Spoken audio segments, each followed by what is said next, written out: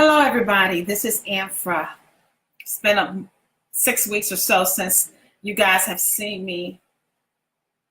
I don't know if I'm going to be able to get through today's show in 1 hour or not. We are talking today about depression, something that I've been battling severely for the last 6 or 7 weeks, really all year. I was diagnosed with depression back in about 2005. So I've had bouts with it for quite some time, but this is probably the most severe bout that I've had in the last couple or 3 months here. And I'm going to give everybody time to sign on. A lot has happened just in the past few days, and even today. We lost Binghamton, the world. We lost one of the Yams guests, my brother, my lifelong friend, the guest here on Yams, Mr. Warren Rusty Williams. So I'm going to talk about depression because I know that he had to be depressed in his life with all that he was going through. I want people to talk about their fondest memories of Rusty. And if you are battling or have battled or know someone who is currently previously have suffered and are suffering from depression. So I'm going to give everybody a chance to sign on. I'm going to play some music and post this on other pages. I'm asking you guys to share. Hi, Jerica, to share this on your timeline as well as we give people the opportunity to sign on, make comments. I look so much better than I feel inside. And that is what depression is. You can't tell how a person is doing by just looking at them always. They're not mentally crazy. It's so much to depression. There are so many forms of depression. And it's not just about what makes you depressed, like sadness or grief or because you've lost someone in some way. It is a medical condition that's caused by chemical imbalances in your brain. Hi, Cruz. Hi, Jerica. Thanks for the love. Hi, Tricia. So as we wait for people to sign on today, I'm going to try to get through this show and do a whole hour and talk about depression and about Warren. I don't know if I can handle it all for an hour because I've been crying all day since I found out earlier around noon or so that Warren had left us. I knew that he was in the hospital. I got a call on Thursday morning that he was found brain dead, and I've been crying since Thursday, truthfully, you guys. And that's not helping my depression at all, to lose someone that, hi Cruz, to lose someone. I'm asking you to please share this video on your page because it is not about me as always. It is about us. And I'm speaking out about depression because depression for the Black community is a taboo subject like homosexuality is. We don't want to talk about it, yet it exists. And Black women, we suffer from it. I've gotten so many emails and instant messages from from men around the country who tell me that they have battled or are battling depression today. So it affects everybody. There's seasonal depression.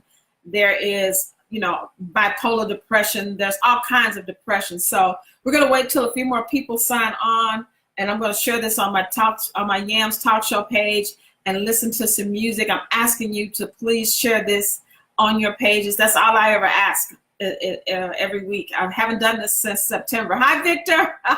Please share this on your page.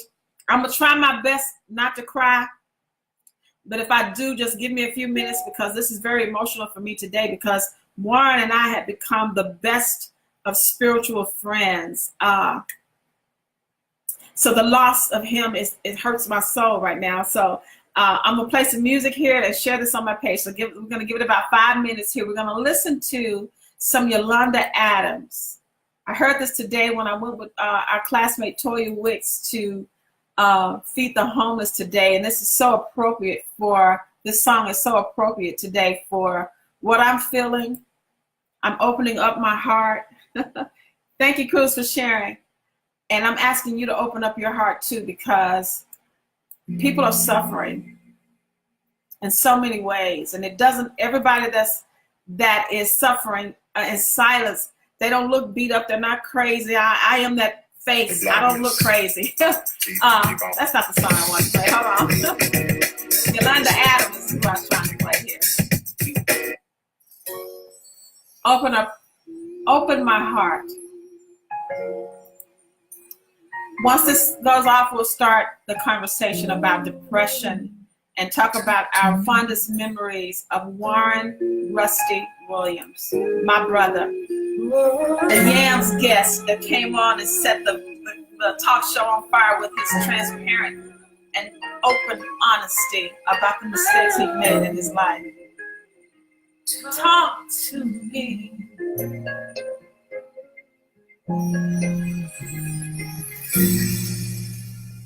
I'm alone in a room. It's just me and you. Please share this page, you guys. I'm so lost, 'cause I don't know what to do. Now what if I choose the wrong thing to do? I'm so afraid of disappointing you. So I need to talk. Please share this on your pages, you guys. That's all I ask. And ask you for your guidance, especially today, when my life is so cloudy. Guide me until I'm sure. Hi Pam, hi Victor. Love you too, Victor. Hi Tamika Brown, how you doing? Please share this on your pages, you guys.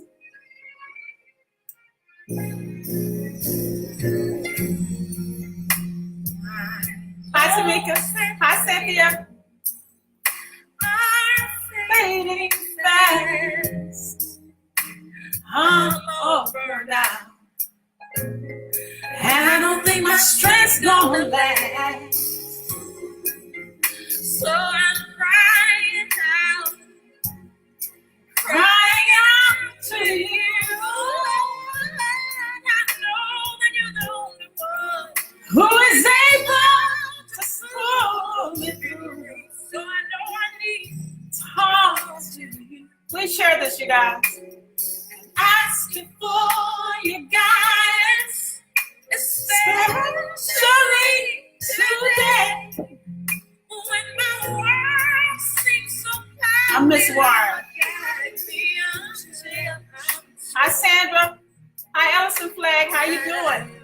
We're gonna listen to the music, and when it goes off, we'll start the conversation about depression and pay tribute to Warren Rusty Williams, who we lost today. So show me how to do things your way. Don't let me make the same mistakes over and over again. Your will be done, and I'll be the one to make sure it counts. And in me, I don't want any doubt. That's why I want to talk to you. Hi, Beverly. And ask you for your guidance, especially today. Hi, Cheryl. Cloudy, guide me through. Hi, Robin. Why I open up my heart. Hi, Beverly. Thank you. Thank you, Sam. This is Be Strong. Beverly says, welcome back, my beautiful sister of God. Thank you. Hear a single word from you. Ooh, open up my heart. Oh, God, my heart is hurting today, y'all. Guide me until I'm sure. I open up. Thank you.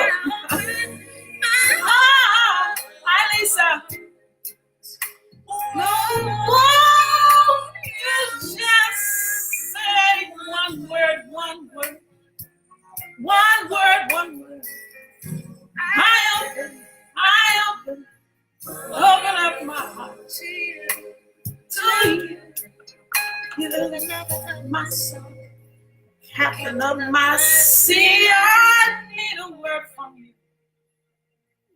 That's why I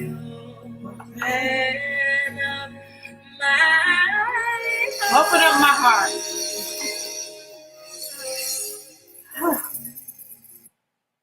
It's about 6:02. Today is Sunday, November the 18th, 2018. I am the guest today.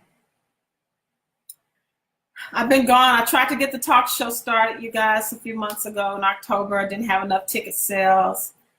But that's not going to get me down. That's not going to hold me back. I understand that God's delays are not God's denials, and it's because I wasn't ready physically or mentally, because I've been battling depression all year long.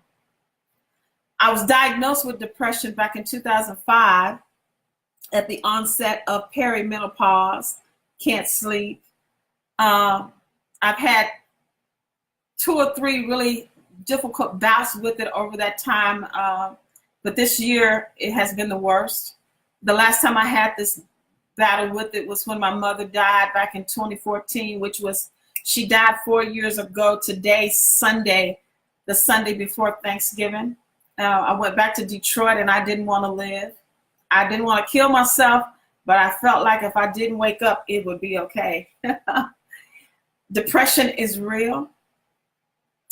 I don't look like I feel. It is a mental sickness. It's not an illness. You're not crazy. All the stigma that goes on, it's why people don't want to speak out, why people don't want to tell you that they're depressed, that they're dealing with something and they don't know what it is. It's not a wound that you can see. It's not a broken arm. It's not a broke leg. It's not a black eye. It's not that you bumped your head. It's not lupus. It's not internal sickness that is common. It is something that can't be explained. It is when you don't want to get up out the bed. You don't want to take a bath. You don't want to talk to nobody. Noises, you're irritable. You have anxiety and you don't know why. And you can have suicidal thoughts. I hadn't had suicidal thoughts, but I have gone to bed recently and hoped that I didn't wake up. That it would be okay if I didn't get up. That I would be at peace if I didn't wake up, y'all.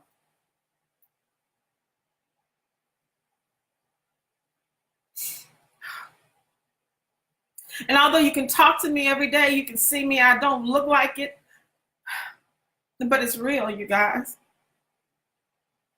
It is real. I've been on medication since 2005. And all the doctors do when you go and tell them that, you don't feel like you're getting any better, they just change the medication, or they increase the milligrams, or they, give you more and more pharmaceuticals, try this and try this, and it just keeps getting worse as I get older. Now, I don't know what the answer is, but I know the answer is not giving up. I know the answer is something natural. I know that the root cause is stress. Every job I've ever had, I'm in supply chain management and manufacturing and all of that. It is highly stressful jobs that I get. And I can't handle stress, so I'm asking God for deliverance and to show me what to do. Because I am not working right now. I don't even know if I can go back. I'm applying for jobs, but I'm like, jobs are like an abusive relationship. You know that they're killing you. They're causing us high blood pressure and diabetes and all of the stress that related to it. But just like a woman in an abusive relationship, we keep going back. We keep going back. Yes, we do. Yes, I do. Because there's no other way to survive in this world if you're not. Hi, Lisa. Lisa says, you are not alone. Me too. Lisa, you battle depression. Please tell me some of the things that you've been going through with depression and how long and what type of depression have you been diagnosed with. Hi, Cheryl. Tisdale says, you're awesome. Thank you. Thank you. Lisa says, welcome back. Hi, Twyla. Hi, Vita. I'm trying to get through this, you guys, because Depression is real. Your family don't understand. They want to know what you depressed about. You quit your job, you this and that and that. But this depression this time has been happening to me since the beginning of the year, truthfully. Really, since I almost had a stroke last year in June, I've been battling severely because of the high blood pressure and the stress. You lose interest in things. Those are some of the symptoms. Things you once loved to do, the simplest things, you don't want to do anymore. You don't want to get out of the bed. You don't want to take a bath. In October, I didn't get out the bed or take a bath for 2 weeks. This is about a month ago. I didn't do anything. I didn't see the sun. I did not leave the house. I felt like if I could die, it would be the answer. But I thought about what would happen, what that would do to my son Cameron and my family and my nieces and nephews. I didn't want to kill myself. I just felt hopeless, helpless. And I didn't understand because I'm a giving person. I'm not myself. And I'm not crazy. I'm not psychotic. I don't want to kill nobody. I'm not violent. But I'm battling something that so many of us are battling. It's called depression. And there are so many kinds of depression. And the older we get as women, especially Black women, like myself, part of the life stress is because we are superwoman in our lives. We have to take care of everything in our lives. And we're not superwoman. We were not born with an S on our chest. And I've been superwoman since 18 in my life. I've been getting up, going to work every day, making ends meet as a single mother, like so many of us, with no support, no help, no father for the child, and just getting up every day to an abusive relationship called corporate America. Yeah, abusive relationship called corporate America. Because that's the only way that we've been taught that we can make a living, is to go and work for somebody else, no matter how strenuous, how stressful, how demanding. Because we got to put food on the table. We got to keep a roof over our head. We got to send our kids to school. We got to pay the rent. We got to pay the phone bill. We got to pay the light bill. We got to have some social life, you guys. Superwoman. I'm giving up being superwoman. And I'm opening my heart up to you to tell you today that this is what depression looks like. It looks like me. It looks like you. It looks like us. Because I'm not the only one going through it. I'm not the only one. It's nothing to be ashamed about, because your chemical breakdown in your mind and your body is not balanced. Your serotonin, your estrogen, and all the other chemicals in the brain that keep us balanced is out of order. It's out of order because of so many reasons. Because the air we breathe, the food we eat, the things we put on our hair, on our bodies, everything that we do is causing us some type of sickness. It just shows up in different things. It shows up in depression. It shows up in lupus. It shows up in cancer. It shows up in breast cancer. It shows up in all kinds of autoimmune diseases. It is because of the unnatural state of living that we are living, you guys. It's a combination of everything. And if we don't talk about it, more and more people are going to die from depression. They're going to be like Warren and go live in a abandoned house because he felt, I'm sure, that he was helpless. That to admit that you need some help, somebody help me please, that is a shame. That people are deeming you crazy, or why are you not a man, or why are you not a woman, why can't you take care of yourself, why this and why that, when what you need is just somebody to give you a hand, not a handout. For someone to understand, for someone to help you carry the load, you guys, to bear the cross, if you will.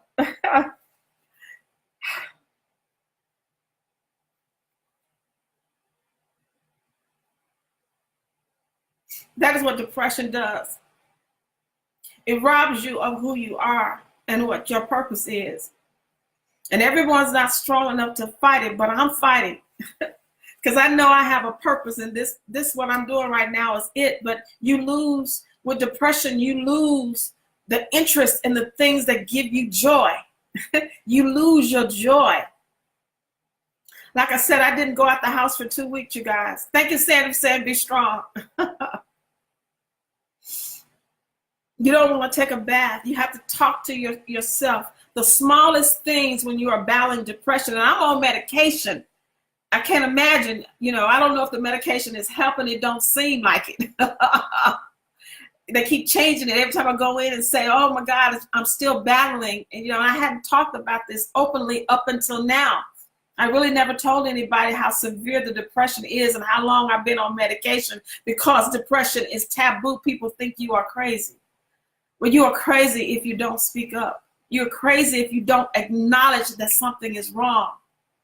You don't acknowledge that you need some help because you think people are going to look down upon you or talk about you. I really don't care about people talking about me. That is the least of my concerns. My concerns is getting well and helping other people to acknowledge that depression is a problem. Our children battle depression. I have a girlfriend, she's not on here today. She told me that her daughter, who was 16, was recently diagnosed with hypermania depression, which is some form of bipolar depression. It is real, you guys. And as we get older, I just turned 57 about a month ago, and class of 79, we all turned 57 this year. We are all battling something medically. We're all battling something medically. And if we don't talk about it and acknowledge it and share information and what we can do and what places we can go and how we can help each other and how we can come together and understand that there's no stigma to depression, there's no stigma to lupus, there's no stigma. Things happen to us that we can't explain, but we can help each other to get through, to get over. Yes, we can. I'm going to read some of the comments here. We're going to talk about Rusty a little bit too here. Beverly says, Beverly Harper says, Anfra, don't you ever give up. I'm praying for you always. Thank you. Hi, Wanda. Hi, Latasha. Hi, Richard Tab. Lisa Blakemore says, clinical depression, and I've been switching medicine too. Yep, that's what they do. That's what they told me. I was clinically depressed. When I was in Detroit, they told me I had bipolar depression. I went to the doctor in Detroit, and she's my primary care physician. She sent me to a psychiatrist. Yeah, psychiatrist. A little Asian man. I call him Dr. Wong Fu Crack. I sat down in his office. He didn't take my temperature. He didn't look up at me. He asked me a few questions. How old I am. Is depression in my family? How long I've been feeling this way? He asked me about 5 questions, and he told me that you have bipolar depression. And I said, how do you know? And he says, he was a psychiatrist and everything. And he says he was going to prescribe me 2 antidepressants to start taking right away. And my primary care physician had already diagnosed me a stronger strength of antidepressants that I had just started. And he told me to throw that away. And that I needed to come to see him every week for 6 or 10 weeks or 8 weeks or something and pay $150 a week just to talk to him. And I realized then, no, I'm not that crazy, Mr. Wong Fung Quack. I understood then that this is a money-making business like cancer is. The more people you diagnose with depression and you don't give them anything natural healing, that the goal was to get me addicted to these psychotropic drugs, I think is how you pronounce that, but psychotic drugs. No suggestion of what to do with my life, how to eliminate the stress. I even asked Dr. Wong Fu Quack in Detroit. I said, is it nothing natural that I can take? And he said, nothing natural works. So here I am today. I'm getting better. I'm getting better because I've had friends that I reached out to Amanda Crenshaw, she's not on here right now. She called me out the blue and we started talking, and she had some tickets to go to a movie. And I went to the movies with her. Now, it's just a movie, but it was the idea that she threw me a lifeline because she didn't even know I hadn't been out the house in 2 weeks. I hadn't taken a bath. I'd just been on the couch like a zombie. Couldn't force myself to get out of bed. So I went to the movies with her about 2 weeks ago or so. I've been talking to classmates, Sandra Mablin, every single day. We've been talking on the phone for about 4 or 5 hours. I think sometimes even maybe 8 hours, Sandra, we've been talking. Because talking is therapeutic. And I could share with her what I was going through and know that she wouldn't judge me. And I didn't even care if she did. But she threw me a lifeline of conversation. My sister Cindy, who's on here, I talk to her every day. I wasn't really telling them that I hadn't had a bath or I hadn't been out the house or I couldn't move, that I just wanted to die. I just wanted to go to sleep and not wake up.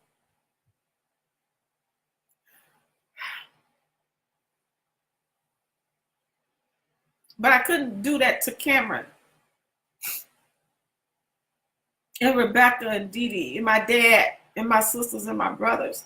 Even though I couldn't share with them what's going on with me because my family, they don't understand. They don't even know how to talk to me about it, truthfully. And I don't blame them because that's how the Black community and Black families is. Unless you're bleeding and you have a wound, we don't understand what people are going through. I'm going to read some more comments. Hi, Crystal. Hi, Trisha. Trisha Henderson says, I love you, Anfra. I love you too. Sandra Maven says, acknowledgement. Uh-oh. Where you go, Sandra? Acknowledgement is your beginning for healing. Yes, it is. If you don't acknowledge something, you can't heal from it. You don't know where to go. So I'm opening my heart up, acknowledging what I've been battling and sharing my journey with you because I'm not the only one that's going through it. Hi, Gregory Collins. Hi, Richard Morrow. Wonder Softer says, hi, Anfra. So glad you are talking about this because it is real. Stay strong. Yes, it is. Hi, Crystal, my dear friend, Crystal Maddox. She is one who has helped me and is helping me. I've only been knowing her a couple of years, but she's been a friend more than I can even thank her for. So thank you, Crystal. Richard Morrow says, I'm watching. Carpenter Joyce Shears has joined. Lisa says, I take Ambien too because otherwise I can't sleep. Hello. Insomnia. I know so many people are suffering from insomnia. Janet Walker has joined. Hi. Sandra says, I enjoy talking to you, classmate. Call me anytime. Yes. Hi, Gloria. Hi, Robert. Lisa Blakemore says, right, and I'm here because of Julian. Okay. Hi, Crystal. She says, hi, friend. I'm going to have Dr. Robert Jameson, who just joined. He's from Memphis. I've had him on the show last year talking about breast cancer. He's going to come back on the show in 2 weeks and talk about depression, part 2. I was trying to get it for next week, but he's not going to be back in time. But he's going to come and talk to us medically about natural things that we can do that can help us deal with depression and not just be hooked on stronger and stronger prescriptions or different name brands of these drugs that affect our mind, because mine are not working, you guys. I've been on so many different type of antidepressants, so many different milligrams, and not one doctor, either here in Memphis or in Detroit, has made any suggestions about eliminating the stress or trying the Bragg's apple cider vinegar. Believe it or not, I've been taking that. It's helped me lose weight. It is helping me sleep at night. It is helping me deal with the depression. Hi, Robert. I just ordered yesterday some black seed oil that I'm going to start taking. I think it gets here tomorrow. And Robert is going to share with us. Robert, if you could share with me right now some natural things that we can do to help us with depression. Robert says, I've taken a stand to help people that suffer from anxiety and depression. I'm here for you if you need me, Anfra. That is Dr. Robert Jameson, Memphian. He lives in California now, but he's going to be back 2 weeks from today, and we're going to talk about a lot of things about depression, because there's so many types of depression. There's clinical depression, there's bipolar depression, and I'm just in between, you know. It's not something that happened to me specifically. It is part of the serotonin in your brain. I do know that in the research that I've had, the chemical imbalance, the hormones, the fact that we can't sleep. Depression is real, you guys. Suicidal thoughts are real. Hi, Gloria. My coworker, Gloria Malone Burns, says, hi, Anfra. Stay strong. Praying for you. Thank you. Thank you. It is real, you guys. And if you are suffering from depression, I beg you, please don't suffer in silence. You don't have to advertise it. You don't have to tell the world, but go talk to somebody.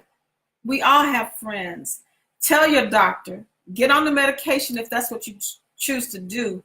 But don't just suffer in silence, because you can get to the darkest place in your life, and some of us can't recover from those dark places. Some people do take their lives. Matter of fact, a lot of people take their lives due to depression. Events can happen, tragic events in our lives can happen, the sudden death of loved ones, sicknesses. There's so many things that can cause you to be blue. And some of those things you can come through rather quickly, but some you can't. And some, nothing has to happen to you. It's not like something dramatic happened to me and I got this way. It's just that over time this year, I realized when I look back, I haven't been doing any of the things I really love to do. Simple things, like the whole summer went by and I didn't buy not one single flower. I didn't plant a flower, didn't buy flowers. I'm a flower girl. I love flowers. I love working in my garden. I love buying flowers. I didn't do that. I didn't sit outside on my patio not one single time this year. I always sit outside. I love outdoor living. I didn't do that. The only thing that kept me going was to do my show on Sundays. That is the one joy that I still have, that I still love to do. But truthfully, I kind of didn't want to do this no more, but I missed it so much. And that's part of depression. You lose interest in the things that you love. And if you start something, you can never get the same routine. I'm like, oh, I'm gonna start back walking. I walk one day and can't do it the next day. I'm gonna cook every day. Cook one day, can't do that. You can never get back into the cycle of the happiness and joy, and you don't understand why. And I look at myself and said, oh my God, I don't want to clean up. I don't want to do anything. I just sit around, blah. I don't want to read. I read 2 books a week mostly. And I haven't read a book in quite some time now, because you lose interest in the joy. You lose your joy. And even though you don't physically die, you spiritually die, because when you're not enjoying your life inside, you guys, you are dying. I was dying, you guys. My joy was dying a quick death. My happiness, my purpose, and it's like nothing I could do about it. And I call the doctor, and I go to the doctor. They don't even listen to what you're saying. They just write you a script, change it to a higher milligram, up and down, up and down. And I think all of that too has had an effect on me. I've changed prescriptions so many times, changed milligrams so many times, can't sleep at night. So many of you out there are suffering from insomnia. Let me know, anybody that's listening right now, if you battle insomnia more than 3 or 4 nights a week, let me know. That's part of the onset of depression, some form of depression. We can't sleep at night. Robert, tell us why we can't sleep. Why is insomnia plaguing our communities and our families now? Because most people can't sleep at night. Is it part of aging? Is it part of technology? Is it the society we live in? Are we overstressed, overbooked? Are we men and women? What is causing chemically us not to sleep at night, not to get into a deep realm of sleep? When you don't sleep good, your life is out of order. And I've been battling insomnia since about 2003. It's getting a little better, but when you can't sleep at night and you wake up and you don't feel like you've rested, then your day, you're going to have anxiety. You feel overwhelmed because your mind was running all night long. Lisa Blakemore says, most people don't understand. My families too. Yes, my family truly don't understand. My family has just, they deem me crazy, but it's okay. It's okay. Sandra Maven says, you see, we miss you. So glad you're back. Don't let Satan rob you of your joy and happiness. Thank you, Sandra. It is not Satan that's robbing me of my joy and happiness. It is life. It is the physicality of aging. It is the progression of aging and not understanding the changes that our bodies are going through. It is a spiritual battle, though. I agree with you on that. Robert, if you're still listening, can you give us some tips about some healthy things that we can do or take, alternatives to the pharmaceuticals that the doctors prescribe to us? Because, oh, he's answered me here. Let's see. Dr. Jamieson says, our approach is a 27-question diagnostic to determine what type of depression a patient is suffering from. At that time, we can determine a plan of treatment. Yes, because there are so many forms of depression. So many forms of depression. Bipolar is one where it's about the hemisphere, your right and left hemisphere, right and left brain being a manic, or when you're feeling really excited and really overjoyed and like you can conquer the world, and then you crash and you can't get out of bed.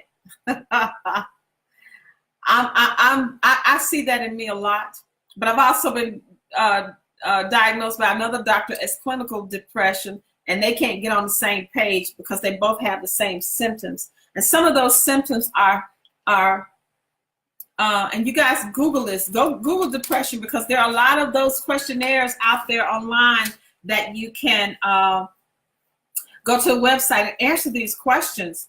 Hijack it, Macklemore, but sadness is one of the symptoms of depression. You're sad and you don't even know why. You just feel blue, you feel blah, you feel not yourself. You're like, why can't I get out the bed? You have to talk to yourself. You can't make a decision. Indecisiveness. Sometimes I'm like, oh, I need to go to the grocery store. Oh, I need to, make my bed up. Making my bed up now has become something that an accomplishment, when it's something I used to do every single day time my feet hit the floor. I was taught to make my bed up. Fatigue, extreme fatigue. Hi, Jackie. Hi, Marquita. You're fatigued and you don't know why.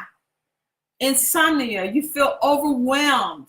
The least little thing, if you got 4 or 5 things to do, you suddenly feel that that's too much. You feel overwhelmed. Hi, Barbara Johnson. Suicidal thoughts. I didn't feel like killing myself. I didn't have the thoughts of doing anything to kill myself. I just felt like I could go to sleep and not wake up, you guys. I felt that way when I got the call about Warren.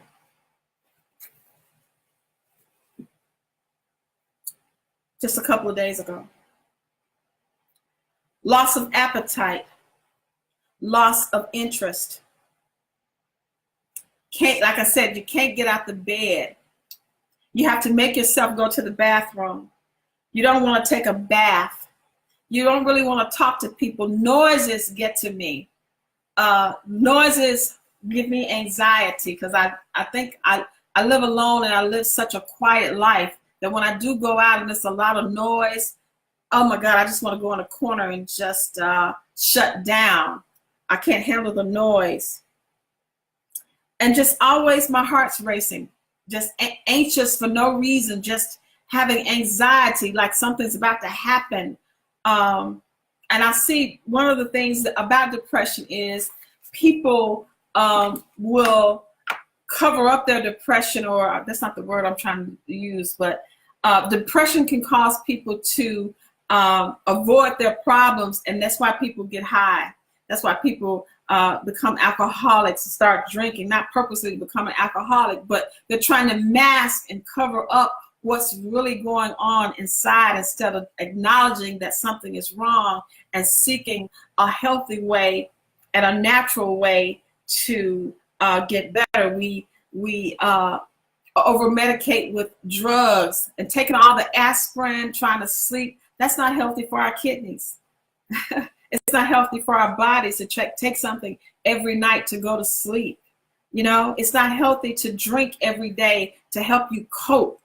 There has to be natural ways of coping. And I found for me so far, it is therapy to talk to people. I do believe, I told my son today that I think part of my depression is that I've lived alone since he's been gone, basically. And when you're home alone all the time, and I like having company, I like entertaining, I like having someone to share things with.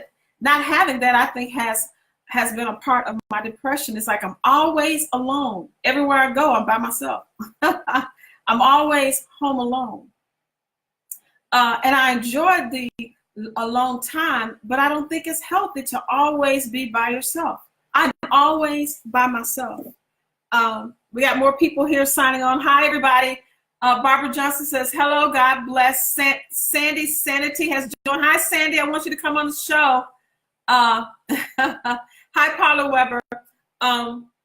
If anybody else is out there that's that's listening and watching today, please share this on your pages, you guys. I'm going to be back every Sunday because this is therapeutic for me. I feel good. I feel alive. I went to Toya Wicks, one of my classmates, had a birthday party a week ago, and just to be around people, I felt alive, you guys. And I didn't realize that I had felt like I was dead, but I felt alive. My cousin Jerica, she's on here. I talk to her every day. She calls me every day to see how I'm doing.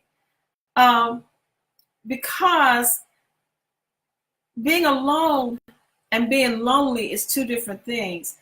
But I've been alone for too long. And I think I am a loner. I do know that. I enjoy my own company. I do know that.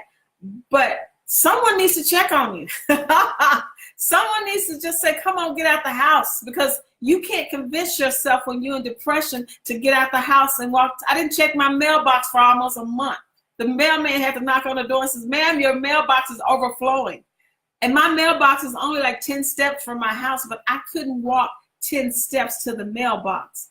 I used to walk 5 miles every day and found it hard to walk from the bedroom to the front door. That's what depression will do for you, you guys.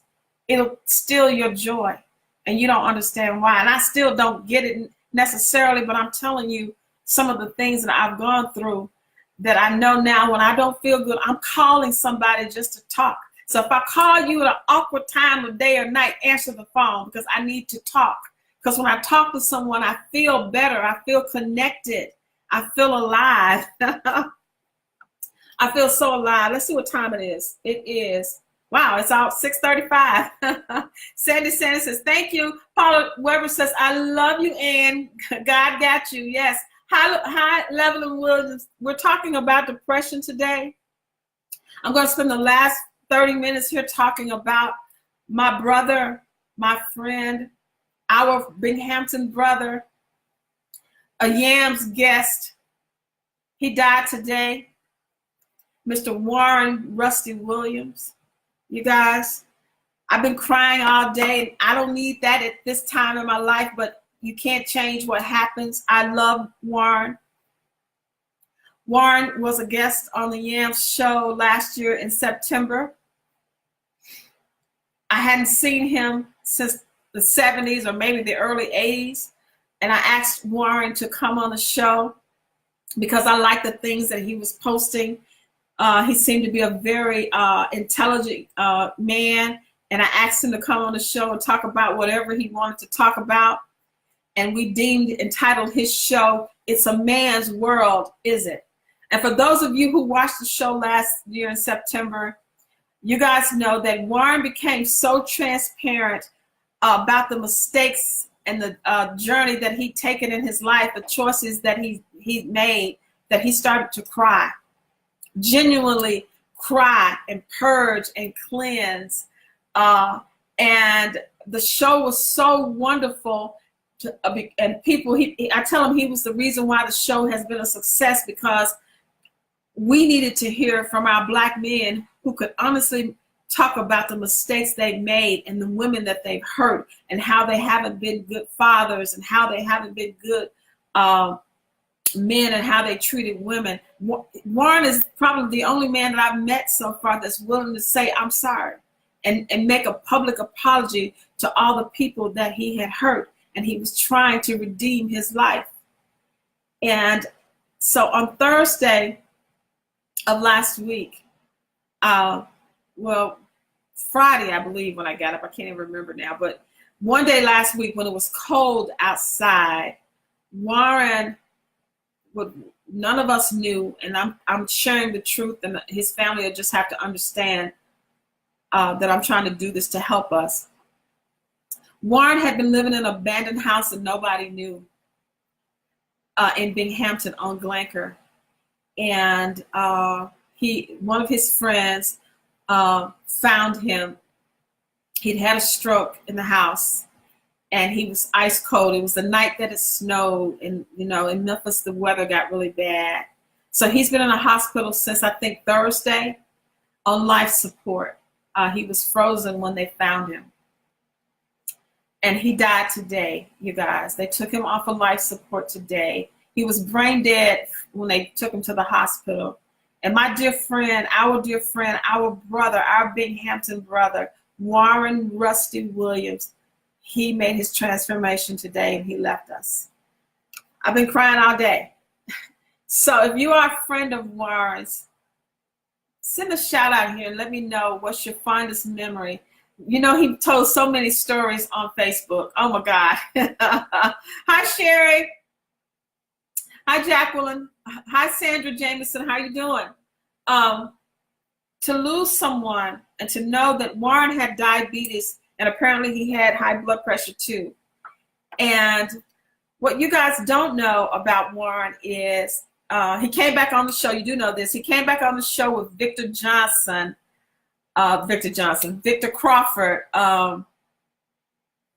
earlier this year. I don't know. I can't remember when it was. But he and Victor came back on and talked about why men cheat. And it's one of the highest rated shows that Yams has had so far.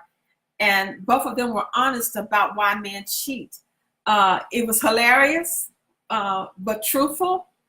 And Warren was so transparent again that I asked him to start writing his autobiography. So in June of this year, Warren and I have been talking all the time, and I'd send him questions, type him up about 10 questions for him to ask. And he started to write his autobiography because he wanted to write his story and tell why he was like he was in his younger life. Share some of the things that men don't talk about, that women we talk about, but men, they won't talk about what's troubling them, why they have the behaviors they have, and how things in their childhood has affected them in their manhood. And so he and I were kidding. I said, well, what do we want to title the book? And he let me give the title to it. He's like, you're the writer, you know how to give a title to it. So the title of his book is called, I got to go back and read it here. It's funny, but it's called, the title of his show was called It's a Man's World, Is It? He didn't want that to be the name of it. So his book is titled These Are My Confessions by that Usher song, because he was confessing in his autobiography how he grew up with his grandparents and his mom in Binghamton, and how all of the choices that he made, good, bad, right, or wrong, was why he was in the condition and the situation that he was in his life. And he was excited about writing his book. And Warren could write, you guys. He's very intelligent. I kept telling him, it's like, oh my God, Warren, this is going to be a bestseller. These Are My Confessions, the Warren Williams story, autobiography. So that's going to be something that I try to finish, even though I don't have it completed. He hasn't sent me any pages in about a month or so, but I have a great collection of what he wrote so far. Look at the love. Richard Meyer says, Rusty was a great guy. He will truly be missed. We're praying for him and his family. Yes, we are. Robert Jameson says, I bring copies of an electronic diagnostic report and explain how important knowing exactly what type of depression one is immune to that give you thoughts of suicide. Yes, simply just recognizing what stage of depression or behaviors we all suffer from. This approach is very important for everyone to know their behavioral mode. Yes, it's life-saving tool that prevents suicidal thoughts. And that is the truth. We need to know our behaviors. We need to know our triggers. We need to know and question things, because when your car gives you a signal that something is wrong, you take it in to get a tune-up, to get it checked up, where our bodies tell us things, our minds tell us things. The fact that we can't sleep, that ain't normal. Sherry Davis says, hi, I am so sad he will be missed. Yes, talking about Warren. Wanda Salter says, this is just so sad. Lord have mercy. Rest in peace, Rusty. Donna Curry has joined. Hi, Donna. Sandy says, you are so kind. You appear to not do some you. So, sister, I didn't get that. Carla Boone has joined, and Jackie Wilson has joined. Thank you, guys. We are talking about depression, and I'm sure that Warren, he had to be depressed, you guys, because had he just asked and acknowledged where he was living and how he was living, all of us could have chipped in and allowed him to sleep, give him a room or a bed or a space to sleep while he gets through what he gets through. But pride and the fact of fear that we don't want people to think we are less than, or we're asking for a handout, or we are shamed that we need help, that we're going through a trying time in our lives. I had to come to that conclusion too, because I was like, okay, God, you know, what they say, a closed mouth don't get fed. If you don't speak up, no one will know that you're hungry. No one will know that you don't have a place to stay. No one will know that you are battling some sickness or disease. And you don't know what help and resources are out there if you don't speak up, if you don't say something. Reach out to somebody and don't care what people say. People are going to always talk. People are always going to put you down. But the people who truly love you and the people who really have God's best interest in trying to do the right thing, they may not have any money to help you, but they may have some answers and some resources to give you some instructions. I've been here before, and if you call this number, they can help you, or that, you can get this. There were resources available to Warren, but he never told nobody. And that's what saddens me, is that our Binghamton brother didn't think he had nowhere to go or no one to turn to, that maybe we didn't understand, or maybe we wouldn't help, or maybe we would criticize him. And probably some people would have criticized him, but who cares? But he's gone today. He left us today. Warren Williams, 56 years old. I'm not sure when his birthday is. I have to look at his biography that he wrote. I don't know what month his birthday was in, but I do know that he was a year younger than me. I think he graduated in 1980. He was a boxer. I don't know if he started pro boxing. I know he was an amateur boxer. Look at the love. Look at the love. But we're going to miss Warren. And Warren was battling depression, you guys. You have to be battling depression if you could sleep in a house that is vacant and has no electricity. Beverly Harper says, Mr. Rusty was a very nice guy, and I will truly miss him, and I am praying for his family. Rusty has kids. I'm not sure exactly how many kids he has. I met one of his young daughters, or his youngest daughter, one day when he came over for the show. Sandy says, life ain't no crystal stair. Decreased sleep, lack of energy, and removing self from others. Yes. Robert Jameson says, yes, I agree. He had to be depressed, and I do remember him. God bless. Yes. Warren Williams, you guys.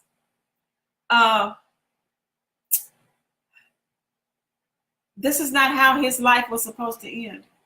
No one will ever convince me that this was how his life was supposed to end. This is not how anybody's story should end. Granted, things happen that we have no control over, but this situation that he was in, the fact that he wouldn't speak up or speak out, and we really don't know why. I'm just assuming, just from a natural process of logic and reasoning, he had to be depressed and think that people would look down on him because he needed some help, some place to stay. He could have stayed with me, truthfully. I have a spare bedroom if he just asked, but he told me he lived with his mom. And we've got to help our brothers and our sisters, you guys. If you know someone, you see these abandoned houses, see if anybody's going in there. If you're in that neighborhood and there's an empty house and you see people coming and going, even if you don't say anything to them, report them to the authorities so that they can get out of the house, not to get them into trouble or anything. But our people are suffering. I went and fed the homeless today with my dear friend and classmate Toya Wicks and her cousin Avis, who started this ministry for feeding people every other Sunday down on Manassas and Popular in the park, Manassas Park down there. Getting out today to feed the homeless, the hopeless, and the helpless. And I looked at those people there and had so much compassion for them, because in so many ways, I'm like them in a lot of ways. I'm not homeless and out on the streets, but one thing could change and we all could be homeless or helpless or sad or in a dark place in our lives. So to get out there today and help feed the homeless, which is something I'm going to be committed to do every other Sunday with Toya Wicks and Avis and the feeding ministry that they do every other. It gave me so much life. Hi, Alice. She says, hi, Anfra. Sandy says, love you, communication and social interaction. Yes, getting out to feed the homeless today. And the homeless people that we fed today, everybody that is homeless, you guys, is not walking around with matted up hair and stinky clothes and look like they crawled out the gutter. These were families that came out today that we fed. And I know that they're going through depression too. You have to be depressed if you are sleeping on the street. People were out there today with everything that they had in bags and paper bags and shoulder bags, and people were carrying their life with them. Everything that they had. One guy came up to me and says, I need some clothes, because we had clothes out there. And he says, can I pick something out of the bunch right here? You know, and it put things into perspective for me that even though I've been down and battling depression, there's someone always better off or worse off than you are. And so today, I didn't even think about what's going on with me, because I was out there to be a blessing, to give and help feed and talk to other people. I think the Channel 24 News was out there. It should be on the 10 o'clock news today to show what we were doing out there today. And it is something that I'm going to be committed to do, to go out there every other Sunday, and not just to feed the homeless, but my sister and I talked about how we're going to try to, get more clothes, and other staples that they need that we can give, because there's such a joy when you give. There's such a feeling of aliveness and purpose when we give, and that's what I felt today. I hadn't felt that in over like 6 weeks or more, because I hadn't been doing my show. My show is about giving. I'm giving and opening up my heart to you guys every week. Hi, Sandra says, yes. We're about out of time. Clyde Bledsoe, I see Clyde Bledsoe's mentioned me in a comment on my photo. Hi, Clyde. I don't see you signed on. And Gregory Benson, hi, how are you doing? Classmates of East High and the Binghamton community. I hope you guys know that we've lost Warren Williams today. Prayers for his family. They're probably going to need our financial support to help to bury Warren. If they do and they contact me, I'll let you guys know. I'm sure Warren probably didn't have his affairs in order if he was in the condition that he's in, and there's no shame in that. We need to try to help him in any way that we can.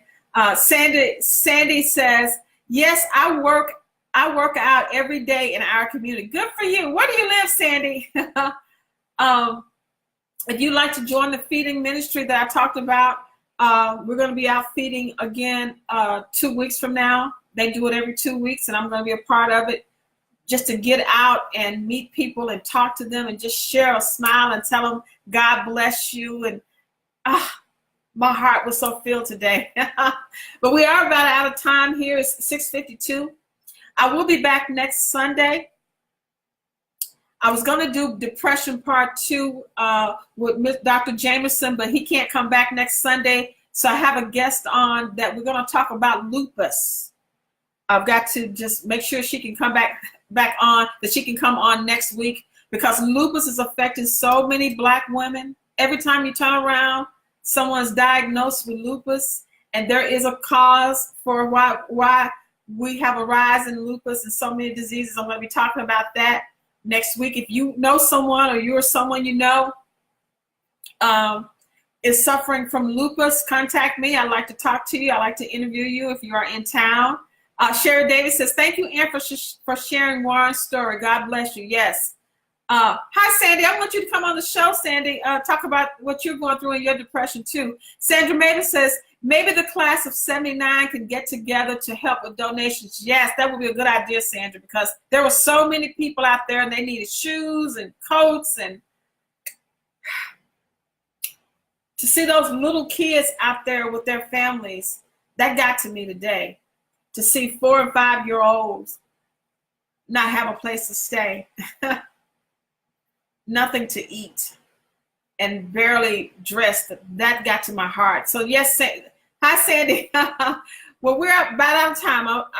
I got through this without boo-hooing and crying. I've been crying all day. I've been crying up until a minute or two before I started the show. So I'm thankful that I could get through an hour and not talk. The name of the park is called Manassas Park. It's on Manassas. Well, it may not be called Manassas Park, but it's at Manassas and Poplar, right by Labana Children's Hospital. I'll post it next time. If you want to donate any food, any money, any clothing, any staple goods, there are people who need our help. And the one thing about it, there are people in Binghamton, you guys, that need our help. Crystal Maddox says, so proud of your strength and courage. Thank you, Crystal. I love you so much, Crystal, my dear, dear, dear friend. I love you. Well, that is it for today, you guys. I'm going to leave you guys. It is 6:54. I'm going to go back and play. Thank you, Sandra. I'm going to close this show out today with another song. You guys know I love Sounds of Blackness. So I'm going to close out today's show with Sounds of Blackness. And let's see, I'm going to listen to I Believe.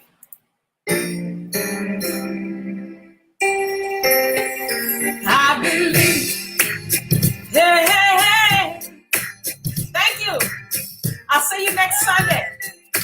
We're going to listen to this song as it goes off, you guys. Go to Warren Williams' page. His name is Warren Williams. If you are a friend of his, and just say some words to him, his family. His spirit is still with us. We're going to love him forever and honor him forever. That's my brother. Thank you, guys. Help someone, you guys. I believe. Ask me where I'm going. I won't be ashamed to tell you I live my life going. Thank you, Sarah. Ahead of me, I'm filled with peace and love. Every step to heavenly, the backslider. Oh, miracles and dreams realized for me through faith. Nothing seems impossible if you believe. I believe, and I never, ever, every minute, every hour. I believe in myself, 'cause I know I get my help from the power in the sky. I believe, yeah. Thank you guys so much. Give me any prayers, you guys. I'm not going to give up. My son Cameron